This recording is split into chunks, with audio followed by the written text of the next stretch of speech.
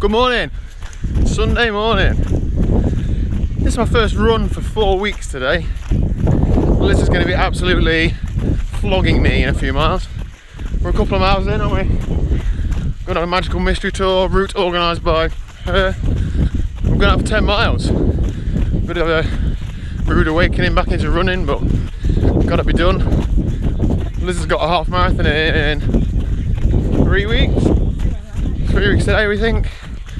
So this is probably going to be our longest run, I think. It's going well so far. Lovely, oh, big jump. Lovely scenery. Feeling good, 2 miles in. See you later. So Liz has not done bad with the route planning today. We've enjoyed quite a lot of off-road. She's only lost her shit once because it was a bit off-road and I liked running down it and she didn't. She got a bit stressed out about pace, etc. But this is lovely. Just next to the river. I think we know where it comes out. We're about 5.5 miles now, so only 4.5 to go to the target of 10. Good run. Job done. 10 miles in the bank. Put it there.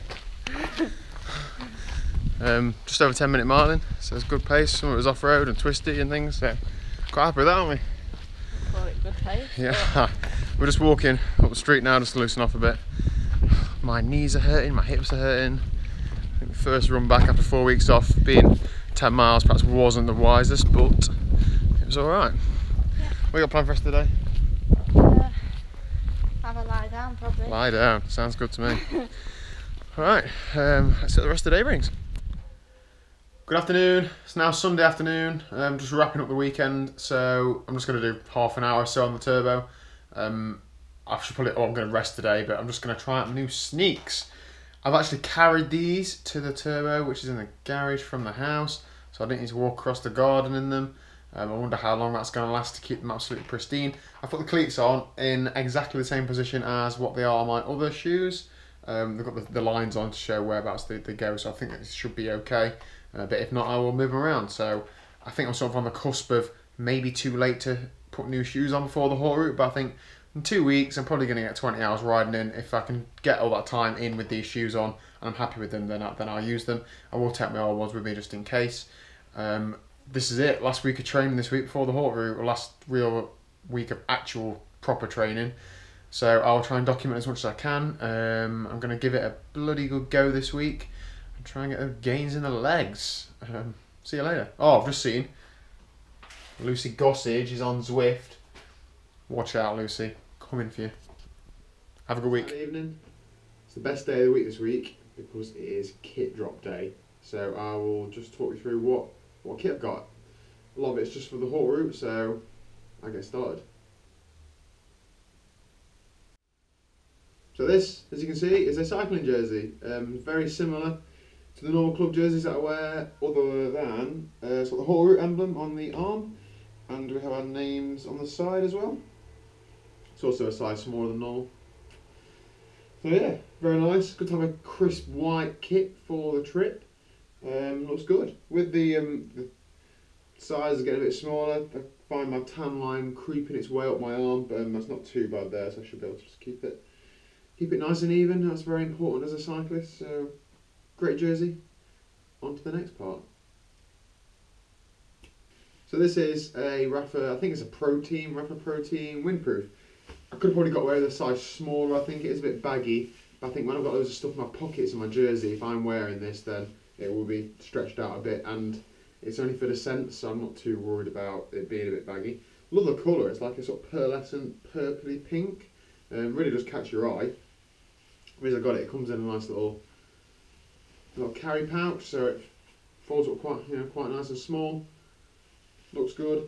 In the Alps, when you get up to some altitude, it can be quite cold descending, so I'm going to have something like this to wear. So that is a windproof. Rainproof. So this is also Rapha. I think it's a bit too nice to wear on a bike. This is going to get mucky, so I'm really reluctant to wear this. I have got a couple of rainproofs, but you know what it's like when you've worn them for a little while, they're not quite as waterproof, and you get the spray weed proof and stuff, but it's never quite as good. So I thought I'd treat myself to a new rainproof ahead of it. It's quite nice. It's got some like grippers inside the arm, so I assume that's to stop water running down your arm so you still keep dry. It looks quite smart. Again, it folds up quite small and it's got some pockets in it, so I should be able to take this with me if needed. Obviously, hopefully there'll be no wet days, but you never know. So yeah, rainproof. Don't spend too long on this one. There's a few things that you have to have when you sign in at the Haute route, one of which is a long sleeve thermal jersey. That's what this is. It is windproof and it's showerproof, but it's only a cheapo one. Reason being, if it is cold and wet, I never really wear a thermal jersey. I would always go for layers, so I wear a base layer, arm warmers, jersey, windproof, that sort of approach, gloves, rather than wearing a thermal jersey, because if it gets warmer, you've got nowhere to put this, it's too big, unless it's going to be bitterly cold and you wear it all day, which I don't think will be the case, because even if it's cold when you're climbing, you'll be warm. So it is just to go, yeah, I've got one at sign-in, so they let you do it. The other items you have to have when you sign in are some thermal overshoes, which I've got some neoprene overshoes, deep winter full finger gloves, which I have got some. Again, I won't be taking them with me. I've got a thin pair of sort of shower-proof gloves that can fit in your pocket quite well and are windproof, so I'll be wearing those. What else do you need? Leg warmers, which I've got and I'll probably be taking, might use anyway. Arm warmers, windproof and rainproof, I think. So I've got the majority of what we need, but it was just the thermal jersey which I needed to tick off.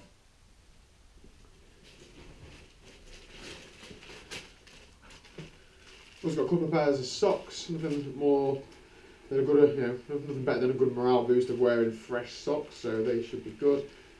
Also got a cap and some arm warmers in the club kit, so in the club colours, so that should be good.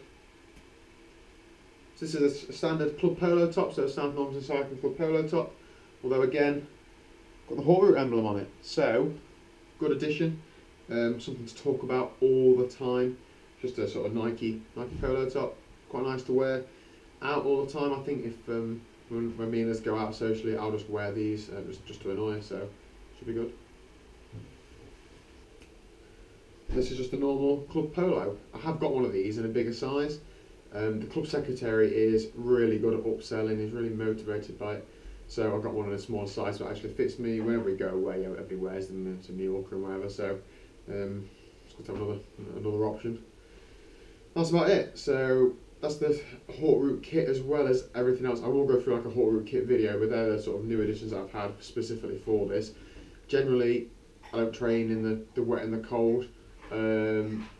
Not because because I choose not to, because I'm also training in the garage. If it's wet and cold, it's just going to be miserable. Unless I'm going out with a group or for a specific purpose, I can get the work done in a lot less time and be a lot less miserable in the garage than I can outside being wet and cold. So that's what I do. So that is it for kit. I'll do a full post later on about everything I'm taking. That's it. Have a good weekend.